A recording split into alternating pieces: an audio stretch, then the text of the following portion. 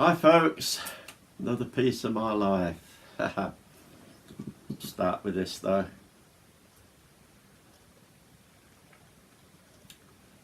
That Mexican hot chili soup, but I've sort of progressed from hot sauce going into it to chili, to ghost chili sauce, and the amount that goes in it, it's up in all the time.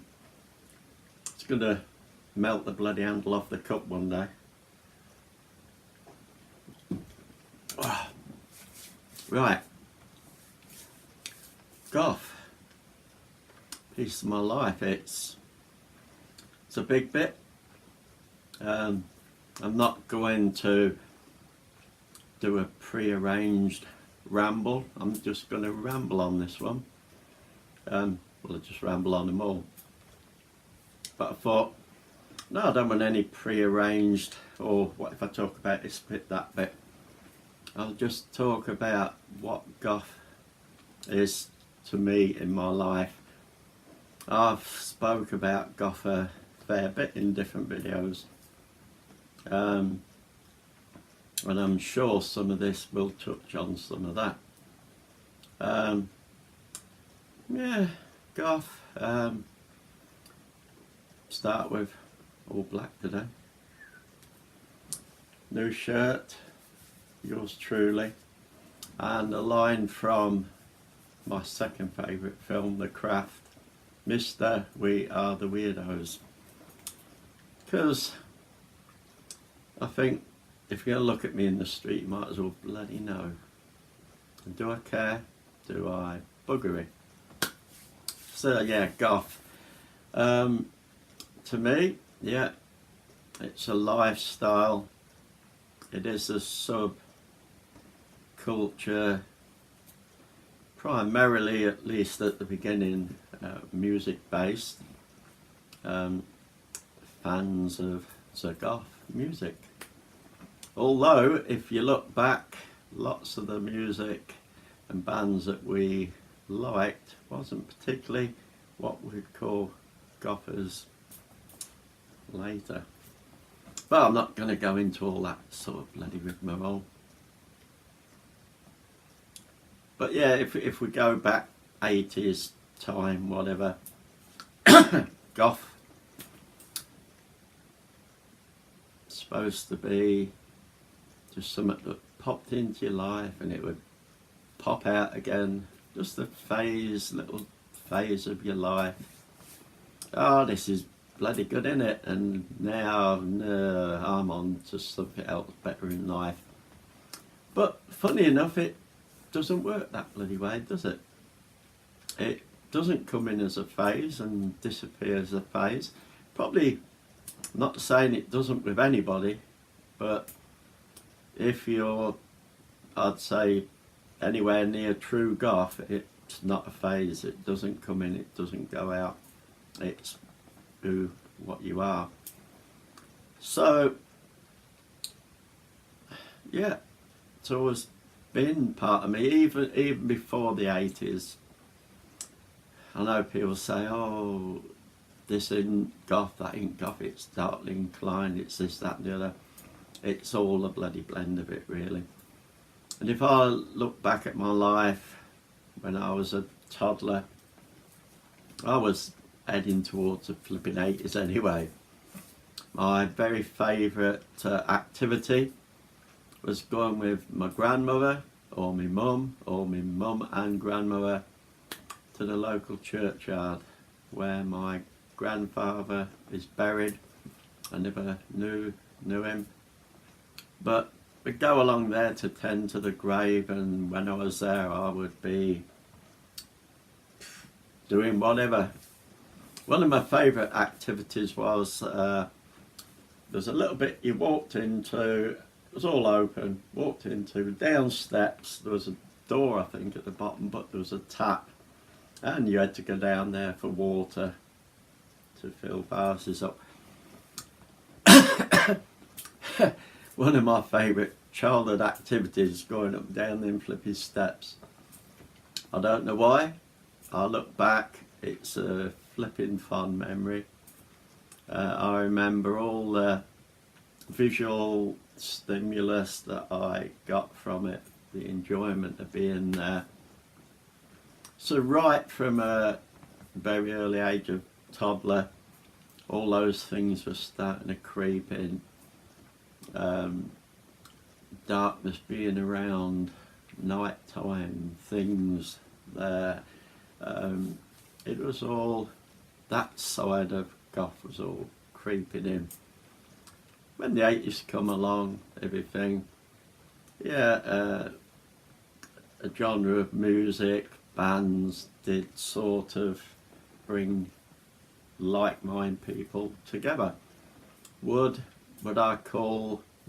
myself personally call goth just a music-based subculture? For me personally, I wouldn't call it a 100%er, because if that's what you were, you'd just be fans, you'd just be music fans, and the rest of it won't make any difference at all. What you want to go out dressed in today or tomorrow or next week or whatever would have nothing to do with it. You'd just be a music fan. So style and everything does come into it, and we can't really throw that over our shoulders, say it doesn't really exist as part of it. So goth to me is music. If I do want our music, my very favourite band that I listen to, I'd say daily, is The Damned, and then it goes through goth bands of the 80s, 90s, 2000, whatever. I'm quite easygoing, so I love it. Also love music that is way outside the fringes of it all. Anyway, yeah, so goth to me is a daily existence. It never goes away. When I'm at home, just go open my eyes, it's there. These things are reminders of who I am inside, really. If I don't have them around, my whole person changes. I went to York to see somebody, and I stayed in an hotel overnight. It was a flipping lovely hotel, fantastic room, you couldn't flipping fault it. Felt bloody miserable. It was so normal.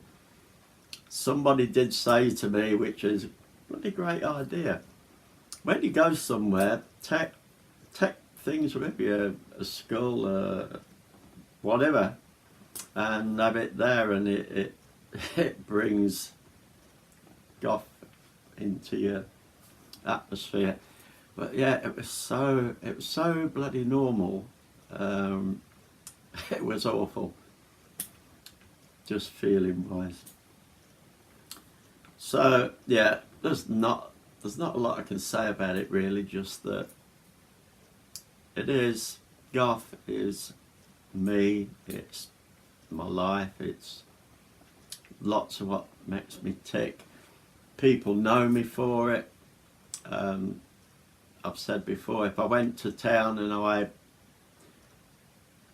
if I put a body camera on tomorrow and I put something like a three-piece suit on and everything, and I went to town looking totally bloody normal, I would have people asking me what the hell I was doing.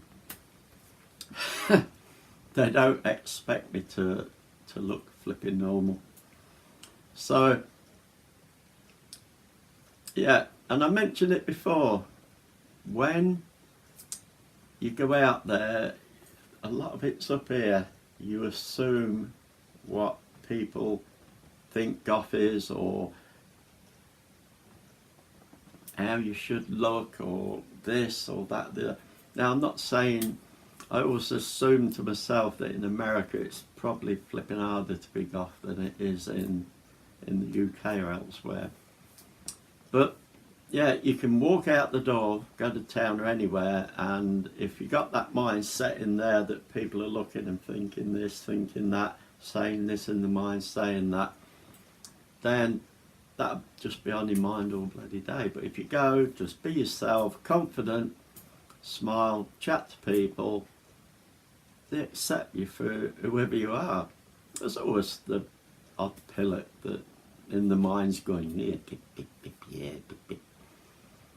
It'd be very rare that they'll say it to you, but yeah, there'll be odd one, but most people are accepting of it.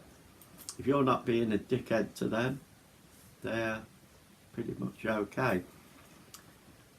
I think if you're a younger goth, it's probably a lot harder because it's just one of them things of being young. People feel that they can say all bloody point because of your age, and especially if the people around about a similar age, it's this bloody thing of like two stags having a go at each other. But when you get older, it's a little bit different. So talking about old, we've talked in the past about, is goth something that you do in that sort of part of your life, teens, is it okay in your 20s? I've seen people, goths, 20, 30-year-old, that are pretty much goth, that are asking the question online, I'm 28, I'm 30 years old, can I still be goth? Well, if you're asking yourself that question, you've got a little bit of a problem, because you're not quite sure what goth is.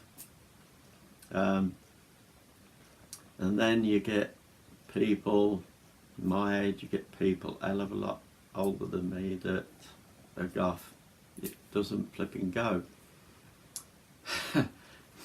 Makes me laugh.